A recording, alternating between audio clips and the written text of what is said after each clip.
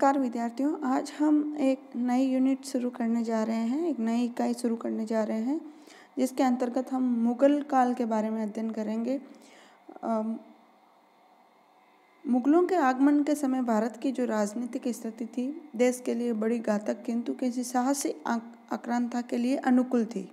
एक सार्वभौम सत्ता के अभाव में देश छोटे बड़े राज्यों में बंटा हुआ था और सभी राज्य अपनी अपनी सीमाओं को बढ़ाने के लिए आपस में लड़ते रहते थे।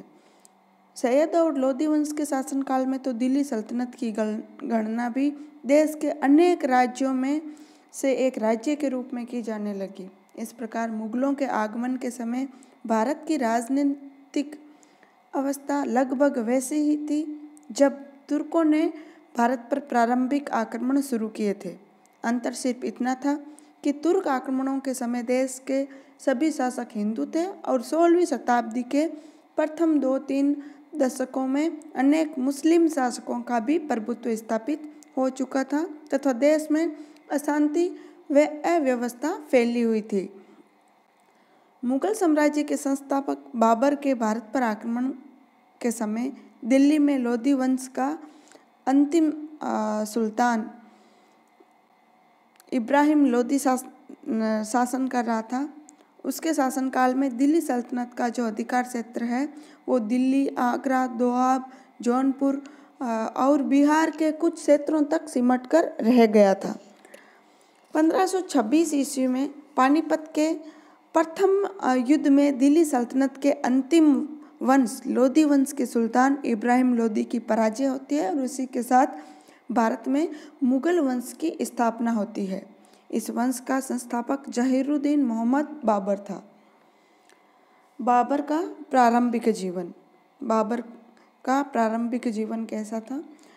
जहीरुद्दीन मोहम्मद बाबर का जन्म 14 फरवरी 1483 ईस्वी को मावरा उनहर, जो कि ट्रांस ओशियाना की एक छोटी सी ट्रांस ओशियाना में पड़ता है मावरा उनहर, वहाँ की एक छोटी सी रियासत फरगना में बाबर का जन्म हुआ था। पिता का नाम उमर शेख मिर्जा था जो कि फरगना के शासक थे और माता का नाम कुतलुब निगार खां था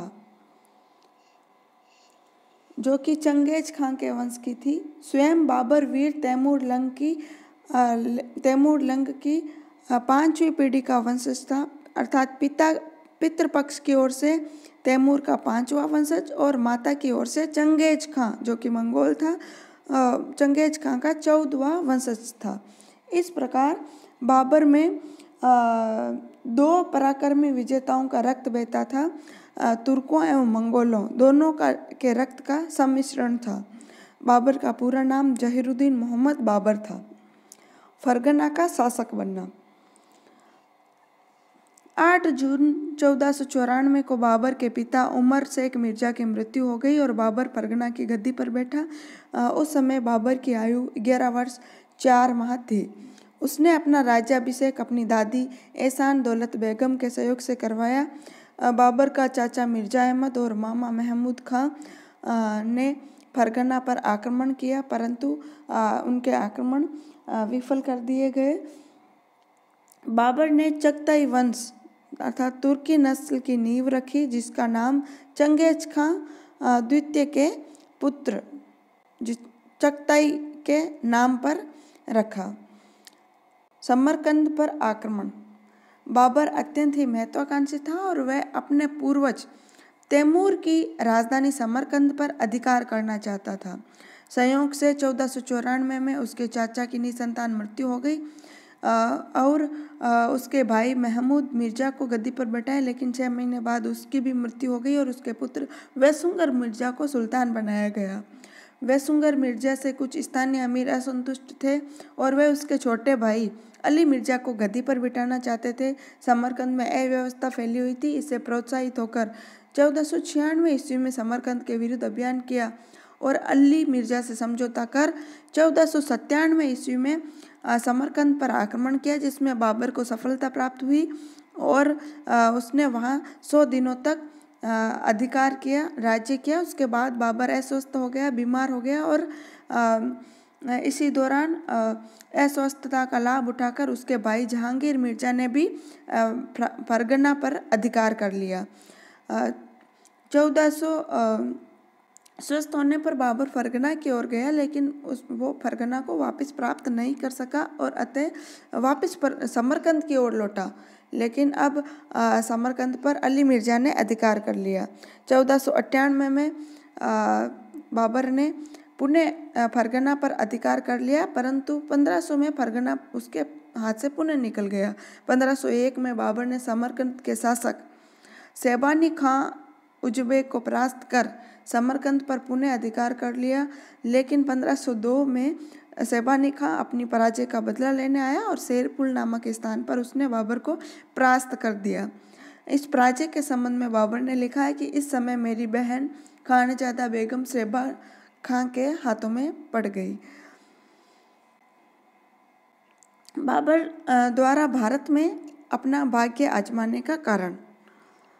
भारत पर आक्रमण, मध्य एशिया में शक्तिशाली उज़्बेकों से बार बार पराजय, शक्तिशाली सफ़वी वंश तथा उस्मानी वंश के भय का प्रतिफल था।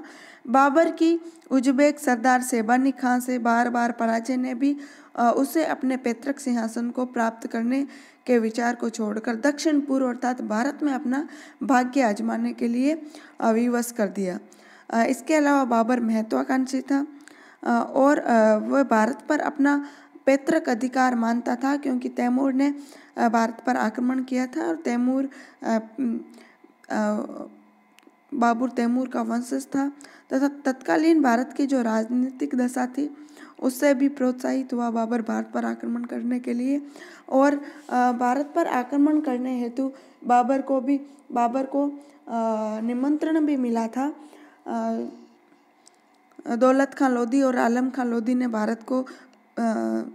बाबर को भारत पर आक्रमण हेतु निमंत्रित किया था और इसके अलावा वह भारत में इस्लाम का प्रचार प्रसार भी करना चाहता था। इन सभी कारणों ने बाबर को भारत पर आक्रमण करने के लिए प्रेरित किया। बाबर काबुल के शासक के रूप में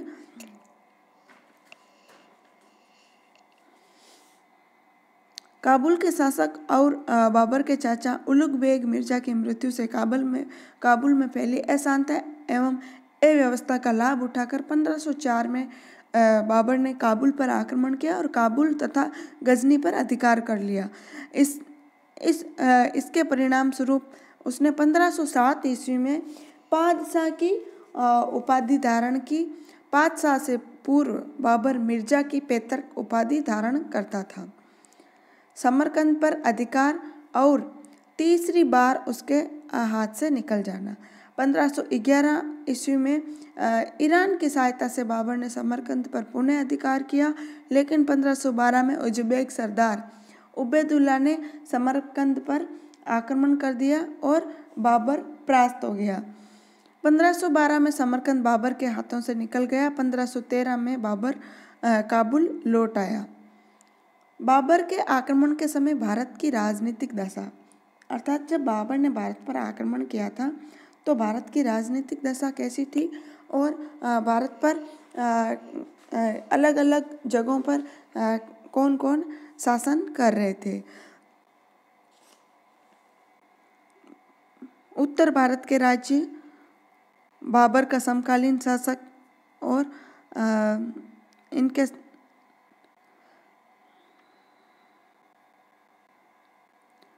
उत्तर भारत के राज्यों में पहला था दिल्ली, जहां इब्राहिम लोधी शासन कर रहा था। बंगाल में नुसरत शाह, मालवा में मोहम्मद खिलजी द्वितीय, गुजरात में मुजफ्फर शाह द्वितीय, मेवाड़ में राणा सांगा, सिंध और मुल्तान में शाह बेग अरगुन, पंजाब में दौलत खां लोधी,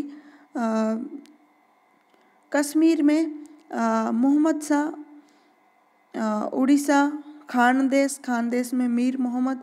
अर्थात उत्तर भारत अलग अलग राज्यों में बंटा हुआ था और अलग अलग राजवंश के शासक यहाँ शासन कर रहे थे। दक्षिण भारत की बात करें तो बहमनी राज्य, जहाँ का शासक अहमद शाह चतुर्थ था और विजयनगर में कृष्णदेव राय का शासन था।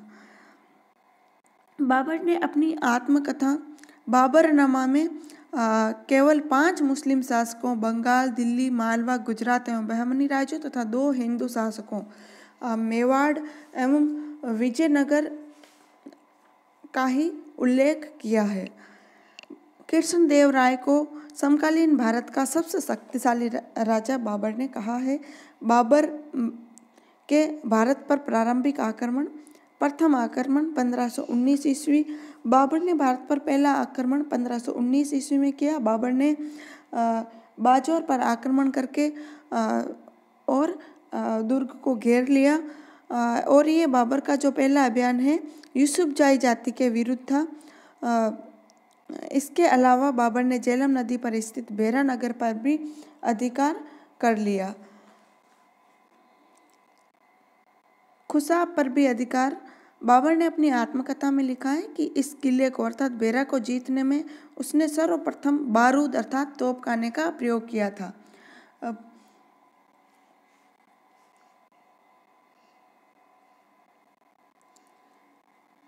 इसके बाद दूसरा आक्रमण यूसुफजाई अफगानों को दमन करने हेतु बाबर ने भारत पर दूसरा अभियान किया, परंतु बदख्शां में विद्रोह के कारण बाबर को वापस काबुल लौटना पड़ा और बाबर ने पेशावर पर अधिकार कर लिया। तीसरा आक्रमण 1520 ईस्वी में किया। तीसरा आक्रमण 1520 ईस्वी में और बाबर बाजौर भेरा होता हुआ सियालकोट तक जा पहुंचा। भेरा में उसने उन लोगों को दंडित किया जिन्होंने विद्रोह किया था। सियालकोट के पास स्थित सैयदपुर या सैदपुर के पठान शासक और वहां के निवासियों ने बाबर का मुकाबला किया था, परंतु उनको भी परास्त कर सैदपुर को भी बाबर ने जीत लिया। सैदपुर में बाबर के सैनिकों ने भयंकर लूट की। इसके बाद बाबर का जो चौथा आक्रमण था वो 1524 ईस्वी में हुआ भारत पर।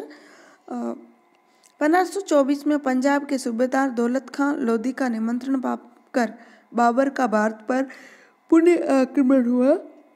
इब्राहिम लोधी की सेनाओं को पराजित कर बाबर ने लाहौर पर अधिकार कर लिया। लाहौर में सुल्तान की अफगान सेनाओं ने बाबर का मुकाबला किया, परंतु अफगान सेनाएं परास्त हुई। 4 दिन बाद बाबर दीपालपुर पहुंचा, जहां दौलत खां ने बाबर से भेंट की। दौलत खां का अनुमान था कि तैमूर की भांति बाबर भी लूट मार करके लौट जाएगा, लेकिन उसका अनुमान गलत सिद्ध हुआ। बाबर के इरादे से दौलत खां अत्यंत क्षुब्ध हुआ और उसने बाबर के साथ विश्वासघात करना चाहा, लेकिन बाबर ने दौलत खां को कैद कर काबुल लौटते हुए मार्ग में छोड़ दिया। बाबर ने दौलत खां की जो पैतृक जागीर थी दीपालपुर, वो दिलावर खां को सौंप दी और पंजाब के जीते हुए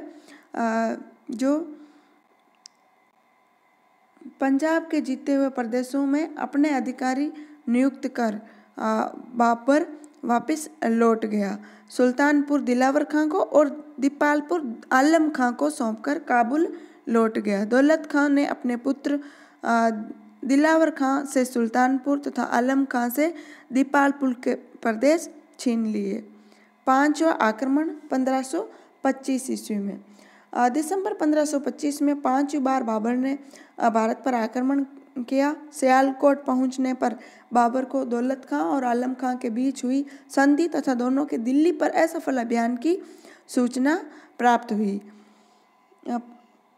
15 जनवरी 1526 को बाबर ने मिलवट का किला घेर लिया। दौलत खां मिलवट के किले में था, लेकिन उसका पुत्र गाजी खां भागकर इब्राहिम लोधी के पास चला गया। उसके दूसरे पुत्र दिलावर खां ने आराम से ही बाबर का साथ दिया था। दौलत खां ने बाबर का प्रतिरोध करना उचित न समझकर, चूंकि वो पराजित हो गया था, अतः उसने फिर बाबर का प्रतिरोध नहीं किया और जब उसको बंदी बनाकर भैरानगर भेजा गया था तो रास्ते में उसकी मृत्यु हो गई। इस प्रकार संपूर्ण पंजाब पर बाबर का अधिकार स्थापित हो गया और इसके बाद उसने दिल्ली पर आक्रमण करने के लिए युद्ध की तैयारी शुरू कर दी। बाबर की प्रमुख विजय। प्रथम विजय है पानीपत की विजय। पानीपत का प्रथम युद्ध 21 अप्रैल 1500 26 ईस्वी को लड़ा गया। पानीपत का जो प्रथम युद्ध है पानीपत के मैदान में बाबर और दिल्ली के सुल्तान इब्राहिम लोदी के बीच हुआ था, जिसमें बाबर विजयी हुआ। इस युद्ध के कारणों की बात करें तो पहला है बाबर की महत्वाकांक्षा, वो विशाल साम्राज्य स्थापित करना चाहता था। दूसरा, भारत की धन संपत्ति को प्राप्त करना। तीसरा है बाबर की सैन्य शक्ति थी, मजबूत थी। बाबर को भारत पर आक्रमण करने की प्रेरणा देना। 1503 में एक गांव के मुखिया की 111 वर्षीय माता ने बाबर को भारत पर तैमूर के आक्रमण की कहानी सुनाई थी। इससे बाबर को अपने पूर्वज तैमूर की भांति भारत पर आक्रमण करने की प्रेरणा प्राप्त हुई। भारत की जो तत्कालीन राजनीतिक दुर्बलता थी, राजनीतिक एकता का अभाव, इब्राहिम लोदी की अयोग्यता और अदूरदर्शिता के कारण भी बाबर भारत पर आक्रमण करने हेतु, भारत पर अधिकार करने हेतु प्रोत्साहित हुआ और पानीपत के युद्ध का भी एक प्रमुख कारण था। बाबर को भारत पर आक्रमण करने के लिए आमंत्रित किया जाना, पंजाब का सूबेदार दौलत खां लोधी और इब्राहिम लोदी के चाचा अल्लब खान द्वारा बाबर को भारत आक्रमण हेतु आमंत्रण देना तथा मध्य एशिया में असफलता के कारण भी बाबर भारत पर आक्रमण हेतु प्रोत्साहित हुआ। पानीपत के युद्ध की घटनाएं। 12 अप्रैल 1526 को दोनों सेनाएं पानीपत के मैदान में आमने सामने हुई, पर दोनों के मध्य युद्ध का आरंभ 21 अप्रैल को हुआ। युद्ध का निर्णय दोपहर तक हो गया। इब्राहिम लोदी बुरी तरह से परास्त होकर मारा गया। बाबरनामा के अनुसार और अबुल फजल व फरिश्ता के अनुसार भी युद्ध को जीतने में बाबर ने 12,000 सैनिकों का उपयोग किया। बाबर ने लेकिन इब्राहिम के पास 1 लाख सैनिक थे। बाबर ने इस युद्ध में पहली बार प्रसिद्ध तुलुगमा युद्ध नीति का प्रयोग किया। जो तुलुगमा युद्ध नीति है वो बाबर ने उज़्बेकों से सीखी थी और जो चक्रव्यूह की रचना थी वो बाबर ने अपने पूर्वजों से ये भी सीखी थी। ईरानियों से बाबर ने बंदूकों का प्रयोग सीखा था। जैसे व्यू रचना है मंगोल व अफगानों से, जो कि उसके पूर्वज ही रहे थे। और अपने सजातीय तुर्कों से उसने अश्वारोही सेना का संचालन भी सीखा था। ये जो पानीपत का युद्ध था, इसमें बाबर ने तोपों को सजाने में उस्मानी विधि अर्थात रूमी विधि का प्रयोग किया था। बाबर ने तुलुगमा पद्धति उज़्बेकों से ग्रहण की थी। उसने इस युद्ध में अपने 2 प्रसिद्ध तोपची अर्थात निशानेबाज उस्ताद अली और मुस्तफ़ा की सेवाएं ली थी। युद्ध में लुटे गए धन को बाबर ने अपने सैनिक अधिकारियों, नौकरों एवं सगे संबंधियों में बांट दिया।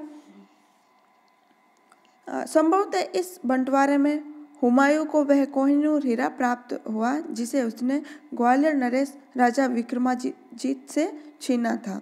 भारत विजय के ही उपलक्ष्य में बाबर ने प्रत्येक काबुल निवासी को 1-1 चांदी के सिक्के उपहार में दिए। अपनी इस उदारता के कारण उसको कलंदर की उपाधि भी दी गई।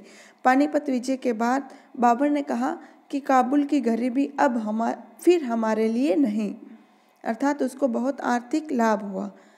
पानीपत युद्ध के परिणामों की बात करें तो इससे लोधी वंश की समाप्ति हो गई, दिल्ली सल्तनत का भी अंत हो गया, मुगल वंश की भारत में स्थापना हो गई और एक नवीन युग का सूत्रपात हुआ। मुगल राजवंश ने योग्य प्रतिभाशाली सम्राट दिए। एक नई सांस्कृतिक देन थी ये, और नए राजनीतिक सिद्धांत है वो मुगल सम्राटों ने दिए।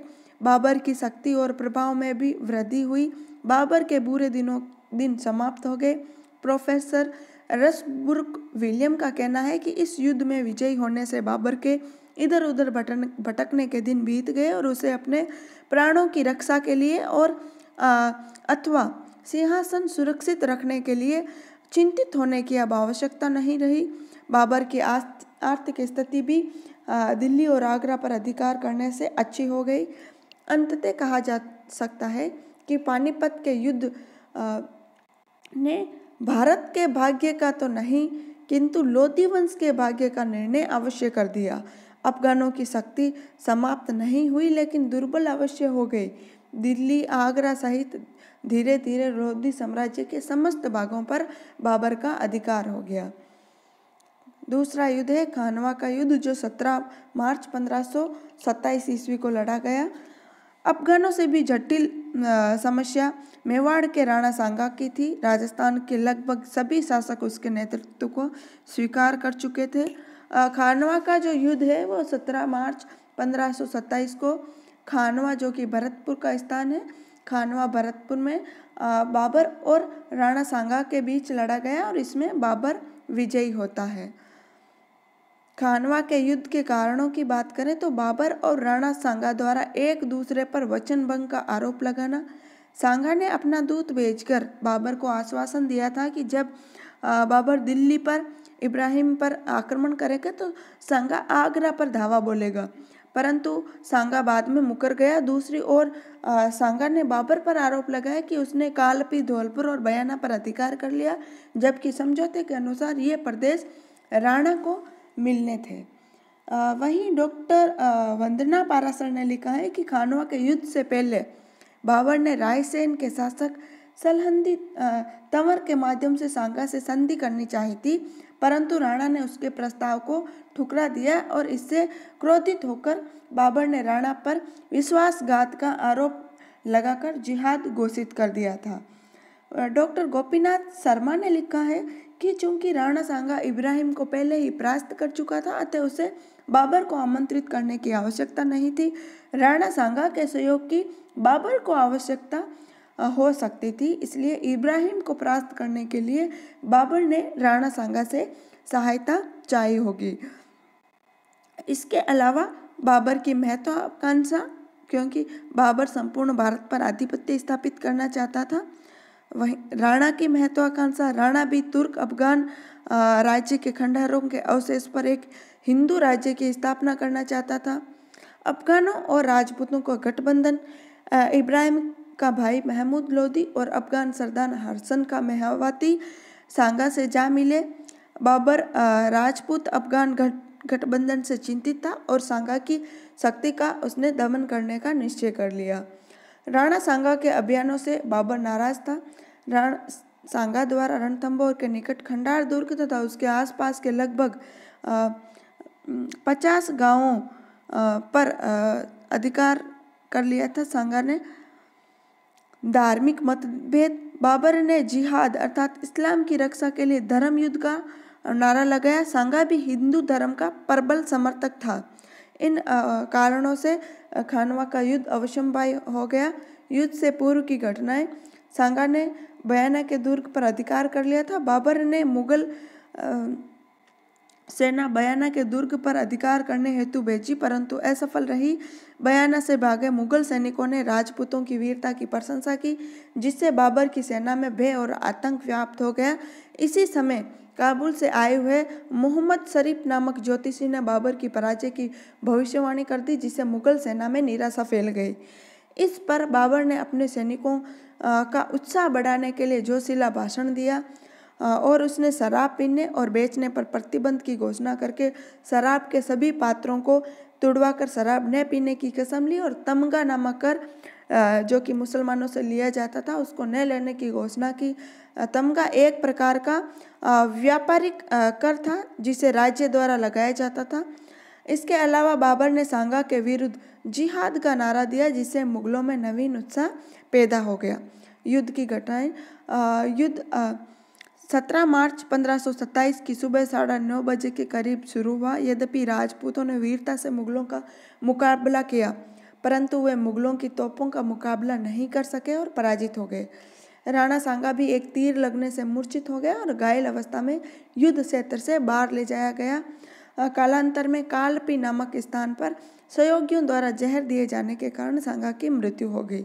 सांगा की अनुपस्थिति में सादड़ी के जाला अज्जा ने राज चिन्ह धारण कर राजपूत सेना का नेतृत्व किया। परंतु वह भी मारा गया और बाबर की निर्णायक विजय हुई, सांगा की निर्णायक पराजय हुई। खानवा के युद्ध को जीतने के बाद बाबर ने गाजी की उपाधि धारण की।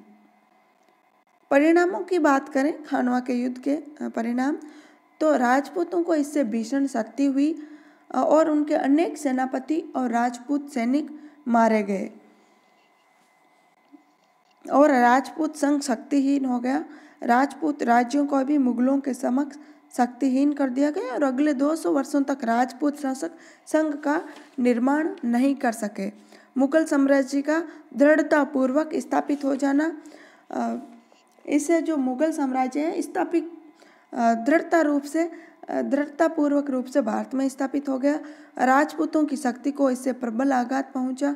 अब राजपूत उत्तर भारत में हिंदू साम्राज्य स्थापित करने की स्थिति में नहीं रहे।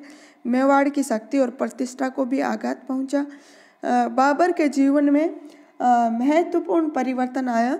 प्रोफेसर विलियम रसबुर्ग ने लिखा है कि अब बाबर के भाग्य की खोज में भटकने के दिन समाप्त हो गए थे।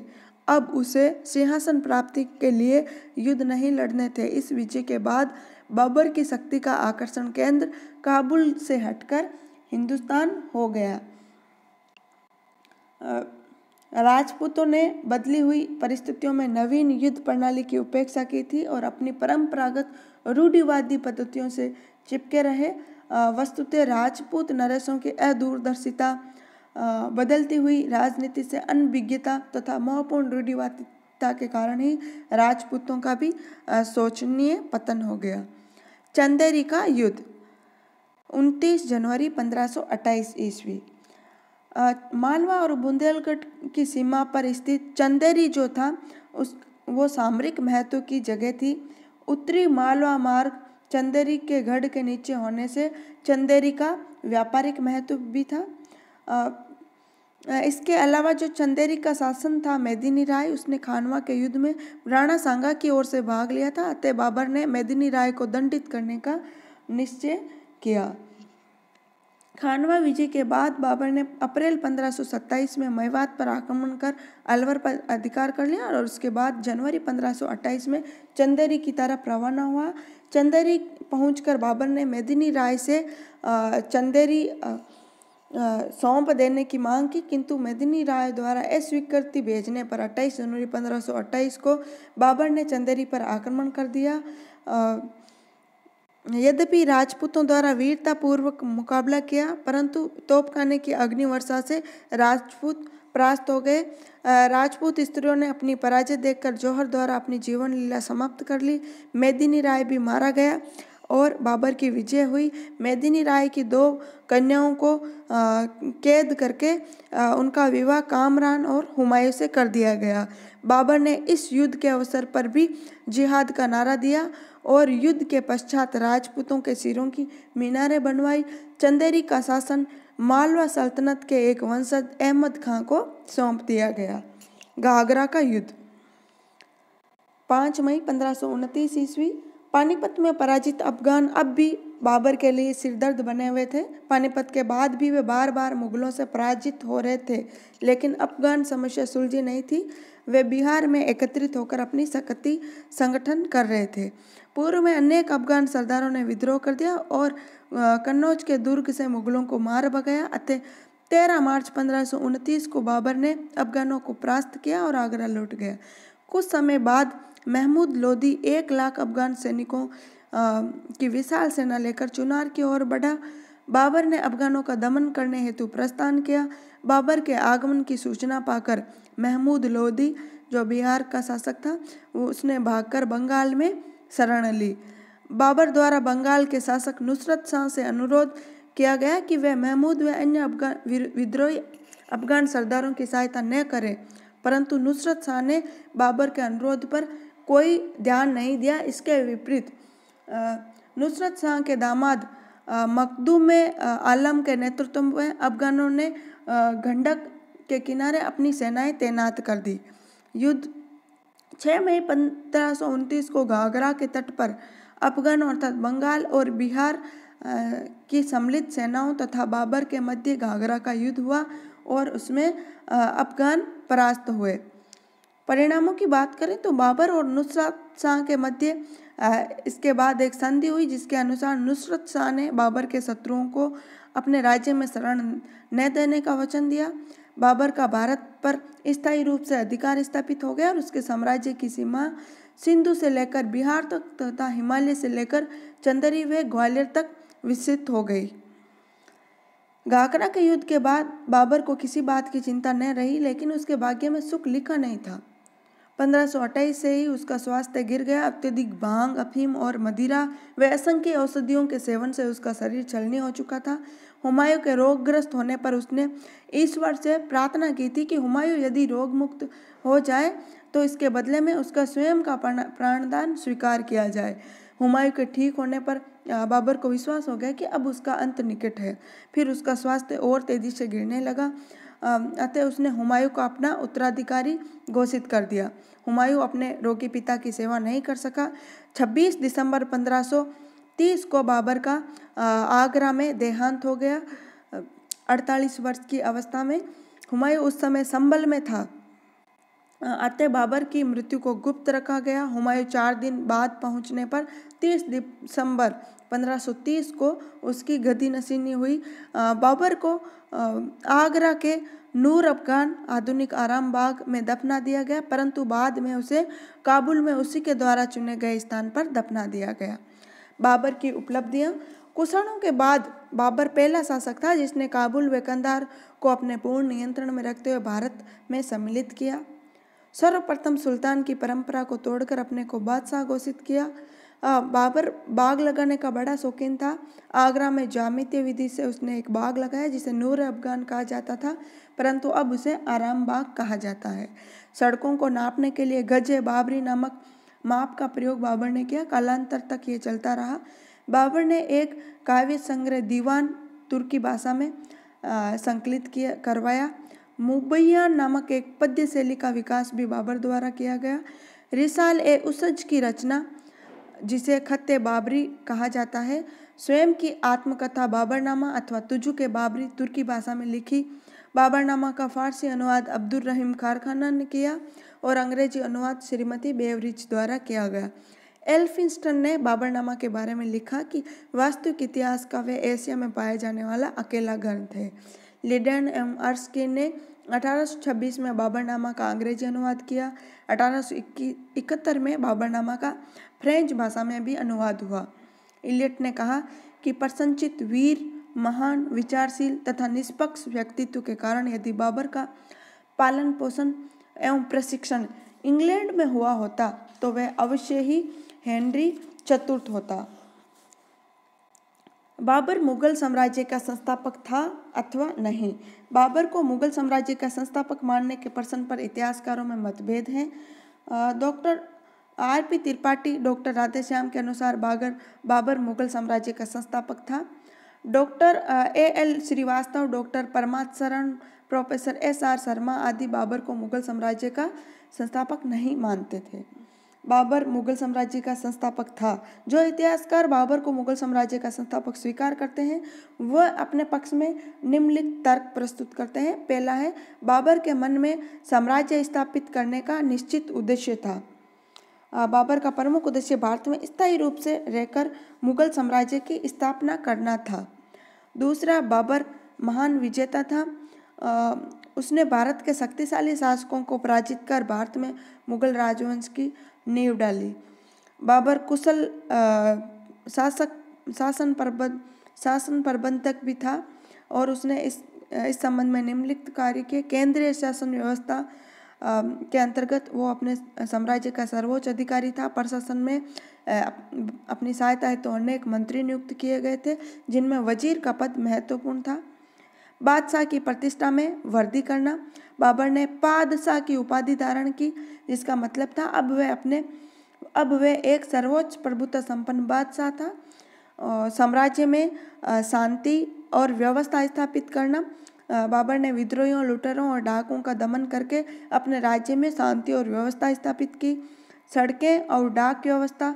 आगरा से काबुल तक जाने वाली सड़क को ठीक करवाया, उसकी सुरक्षा का प्रबंध किया और इस राजमार्ग पर उसने 15-15 मील की दूरी तक डाक चौकियां स्थापित की। प्रत्येक चौकी पर 6 घुड़सवार और अन्य कर्मचारी भी नियुक्त किए गए। सार्वजनिक निर्माण कार्य, बाबर ने अनेक भवनों, राजमहलों, मस्जिदों, पुलों, उद्यानों, स्नानघरों इत्यादि का निर्माण करवाया। उसने पानीपत में काबुली मस्जिद तथा संभल में जामा मस्जिद का भी निर्माण करवाया। धार्मिक सहिष्णुता की नीति, भारत में धार्मिक सहिष्णुता की नीति अपनाई और प्रजा के प्रति सहनशीलता और उदारता की नीति अपनाई। बाबर मुगल साम्राज्य के संस्थापक नहीं था। अनेक इतिहासकार बाबर को मुगल साम्राज्य का संस्थापक नहीं मानते। वे अपने पक्ष में ये तर्क प्रस्तुत करते हैं। पहला है, विजित प्रदेशों को संगठित करने में असफल रहा। बाबर विजित प्रदेशों को संगठित करने में असफल रहा और साम्राज्य में सुसंगठित शासन व्यवस्था की स्थापना नहीं कर सका और उसकी मृत्यु के बाद सिंध और बंगाल के प्रदेश मुगलों के हाथ से निकल गए। दूसरा, कुशल शासन प्रबंधक नहीं था। उसमें कुशल शासक प्रबंधक के गुणों का अभाव था। अफगानों द्वारा प्रचलित शासन व्यवस्था कोई शासन का आधार बने और शासन प्रबंध में कोई महत्वपूर्ण सुधार नहीं किए। भूमि कर व्यवस्था में भी परिवर्तन नहीं किया और लोक कल्याण के कोई कार्य बाबर ने नहीं किए। तीसरा है सामंतवादी सैन्य व्यवस्था। अपने साम्राज्य को अमीरों, सरदारों और उच्च पदाधिकारियों में बांट दिया। इस प्रकार जागीरदारी प्रथा और सामंतवादी शासन प्रणाली प्रचलित की जो कि दोषपूर्ण थी। तीसरा है धन संबंधी मामलों में लापरवाह। जो विपुल धनराशि थी बाबर ने जीती थी वो अमीरों, सरदारों, अधिकारियों और सैनिकों में उदारता पूर्वक बांट दी। बाबर की मृत्यु के बाद हुमायूं को रिक्त राजकोष मिला जिससे उसे आर्थिक कठिनाइयों का सामना करना पड़ा। धार्मिक सहिष्णुता का अभाव। आलोचकों का कहना है कि बाबर में धार्मिक सहिष्णुता का अभाव था। उसने हिंदुओं के विरुद्ध जिहाद का नारा दिया। इसके अलावा अयोध्या में राम जन्म स्थान पर बने मंदिर को तुड़वाकर उसके समय में उसके सेनापति मीर बाकी ने मस्जिद भी बनवाई। समय का अभाव, कोई ठोस तर्क नहीं। कुछ इतिहासकारों का कथन है कि बाबर को भारत में केवल 4 वर्ष का शासन करने का अवसर मिला, अतः वे समय की कमी के कारण शासन प्रबंध में महत्वपूर्ण सुधार नहीं कर सका, परंतु यह कथन तर्क संगत नहीं मालूम पड़ता। बाबर में रचनात्मक प्रतिभा का अभाव था। शेरशाह सूरी ने केवल 5 वर्ष की अल्पावधि में ही शासन प्रबंध के क्षेत्र में अनेक महत्वपूर्ण सुधार किए थे। उपयुक्त विवेचन से हम इस निष्कर्ष पर पहुंचते हैं कि बाबर एक वीर योद्धा, महान विजेता अवश्य था, परंतु एक कुशल शासक प्रबंधक नहीं था। उसने तो अपनी विजयों से मुगल साम्राज्य के उस भव्य भवन की आधारशिला या नींव रखी थी जिसका पूर्ण निर्माण और विकास अकबर के द्वारा हुआ था। बाबर की मृत्यु के पश्चात हुमायूं उस राज्य को ठीक रूप से नहीं संभाल सका और शेरशाह सूरी ने उसे अपदस्थ करके उसके राज्य पर अधिकार कर लिया, परंतु अकबर ने पुनः मुगल राज्य स्थापित किया, अपनी विजयों से उसका विस्तार भी किया और उसे उच्च कोटि की शासन व्यवस्था भी प्रदान की। अतः भारत में मुगल साम्राज्य का वास्तविक संस्थापक अकबर था, बाबर नहीं। बाबर के बारे में लेन पूल ने लिखा है कि Babar was a mere soldier of fortune and not the founder of an empire. तो विद्यार्थियों, आज हमने मुगल साम्राज्य की नींव रखने वाले बादशाह बाबर के बारे में अध्ययन किया। यह वीडियो यहीं समाप्त होता है। धन्यवाद।